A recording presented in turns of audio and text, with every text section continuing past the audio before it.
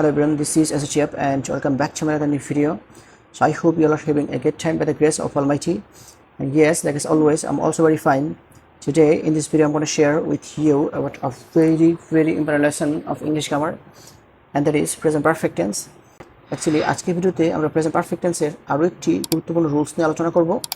So let's get started to today's topic. Present perfect tense এর আরো একটি গুরুত্বপূর্ণ নিয়ম হচ্ছে যে বাংলা ক্রিয়াপদের শেষে নি নাই থাকলে প্রেজেন্ট পারফেক্ট এবং পাস্ট ইনডেফিনিট দুটোই হয়। আই রিপিট, বাংলা ক্রিয়াপদের শেষে নি নাই থাকলে প্রেজেন্ট পারফেক্ট এবং পাস্ট ইনডেফিনিট দুটোই হয়। ফর এক্সাম্পল, আমি ভাত খাইনি, এটা হচ্ছে প্রেজেন্ট পারফেক্ট টেন্স, কারণ ক্রিয়াপদের শেষে আছে নি, আর ক্রিয়াপদের শেষে নি অথবা নাই থাকলে প্রেজেন্ট পারফেক্ট এবং পাস্ট ইনডেফিনিট দুটোই হয়।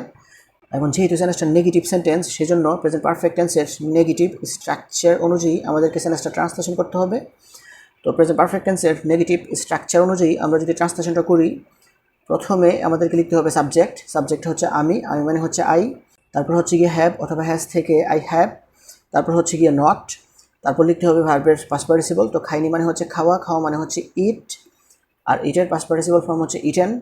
তারপর লিখতে হবে অবজেক্ট, আর অবজেক্টটা হচ্ছে ভাত, ভাত মানে হচ্ছে রাইস।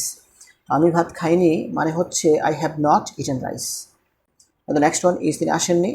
এটাও প্রেজেন্ট পারফেক্ট টেন্স, কারণ ক্রিয়াপদের শেষে আছে নি, আর ক্রিয়াপদের শেষে নি বা নাই থাকলে প্রেজেন্ট পারফেক্ট এবং পাস্ট ইনডেফিনিট দুটি হয়।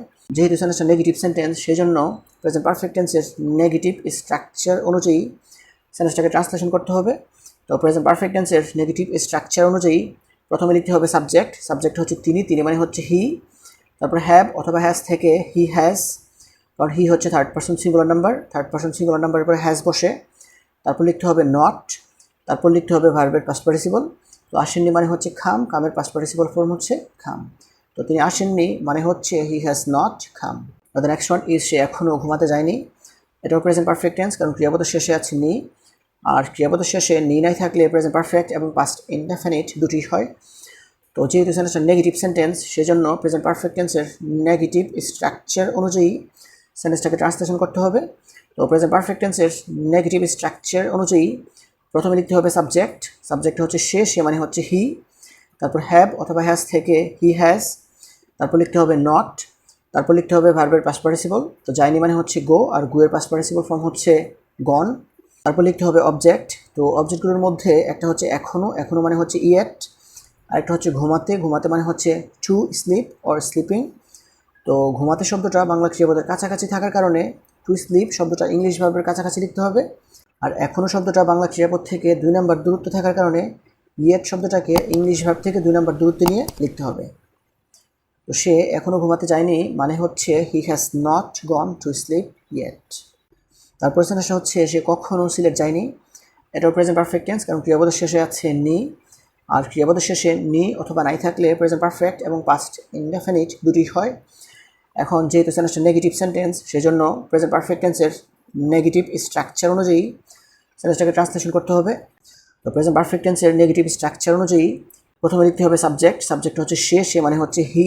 তারপর হ্যাভ অথবা হ্যাজ থেকে হি হ্যাজ। তারপর লিখতে হবে ভার্বের পাস্ট পার্টিসিপল ফর্ম। তো ভার্বটা হচ্ছে যায়নি, যায়নি মানে হচ্ছে গন, এই যে গন। তারপর লিখতে হবে অবজেক্ট। তো অবজেক্টগুলোর মধ্যে একটা হচ্ছে কখনো, কখনো মানে হচ্ছে নেভার। আরেকটা হচ্ছে সিলেটে, সিলেটে মানে হচ্ছে সিলেট। তো সিলেট শব্দটা বাংলা ক্রিয়াপদের কাছাকাছি থাকার কারণে সিলেট শব্দটাকে ইংলিশ ভার্বের কাছাকাছি লিখতে হবে। আর কখনো মানে নেভার, এটা হচ্ছে একটা অ্যাডভার্ব, আর এটা হচ্ছে অ্যাডভার্বস অফ টাইম। আর অ্যাডভার্বস অফ টাইম সাধারণত সাবজেক্ট এবং মেইন ভার্বের মাঝামাঝি বসে। তবে সাবজেক্ট এবং মেইন ভার্বের মাঝামাঝি যদি কোনো অক্সিলারি ভার্ব থাকে, তাহলে সেটা অক্সিলারি ভার্বের পরে বসে। তো আমরা হ্যাজ অক্সিলারি ভার্বের পরে বসিয়েছি নেভার। তো সে কখনো সিলেট যায়নি মানে হচ্ছে he has never gone to Sylhet. তারপরে সেন্টেন্সটা হচ্ছে তাদের মধ্যে কেউ অনুষ্ঠানে যোগদান করেনি। এটাও প্রেজেন্ট পারফেক্ট টেন্স, কারণ ক্রিয়াপদের শেষে আছে নি, আর ক্রিয়াপদের শেষে নি অথবা নাই থাকলে প্রেজেন্ট পারফেক্ট এবং পাস্ট ইনডেফিনিট দুটি হয়। তো যেহেতু সেন্টেন্সটা নেগেটিভ সেন্টেন্স, সেজন্য প্রেজেন্ট পারফেক্ট টেন্সের নেগেটিভ স্ট্রাকচার অনুযায়ী সেন্টেন্সটাকে ট্রান্সলেশন করতে হবে। তো প্রেজেন্ট পারফেক্ট টেন্সের নেগেটিভ স্ট্রাকচার অনুযায়ী প্রথমে লিখতে হবে সাবজেক্ট। তো সাবজেক্ট হচ্ছে তাদের মধ্যে কেউ, তাদের মধ্যে কেউ মানে হচ্ছে নান অফ দেম। তারপর লিখতে হবে হ্যাভ অথবা হ্যাজ থেকে হ্যাজ। তারপর লিখতে হবে ভার্বের পাস্ট পার্টিসিপল ফর্ম। যোগদান করা মানে হচ্ছে অ্যাটেন্ড, আর অ্যাটেন্ডের পাস্ট পার্টিসিপল ফর্ম হচ্ছে অ্যাটেন্ডেড। তারপর লিখতে হবে অবজেক্ট, আর অবজেক্টটা হচ্ছে অনুষ্ঠানে, অনুষ্ঠানে মানে হচ্ছে দ্য ফাংশন। তো তাদের মধ্যে কেউ অনুষ্ঠানে যোগদান করেনি মানে হচ্ছে none of them has attended the function। তারপরে সেন্টেন্সটা হচ্ছে আমি এখনো কলা খাইনি। এটা প্রেজেন্ট পারফেক্ট টেন্স, কারণ ক্রিয়াপদের শেষে আছে নি, আর বাংলা ক্রিয়াপদের শেষে নি অথবা নাই থাকলে প্রেজেন্ট পারফেক্ট এবং পাস্ট ইনডেফিনিট দুটোই হয়।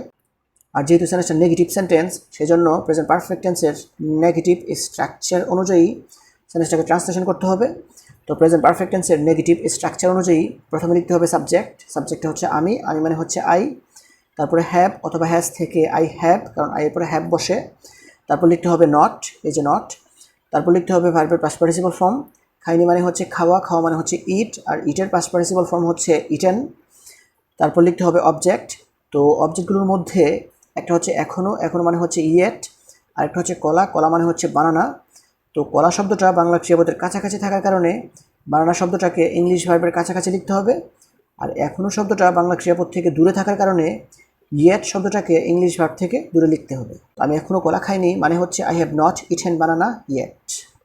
So this is actually the sentences that I wanted to share with you. So viewers, I hope you understand this. If you guys really love this video, don't forget to like, comment, share and subscribe my YouTube channel.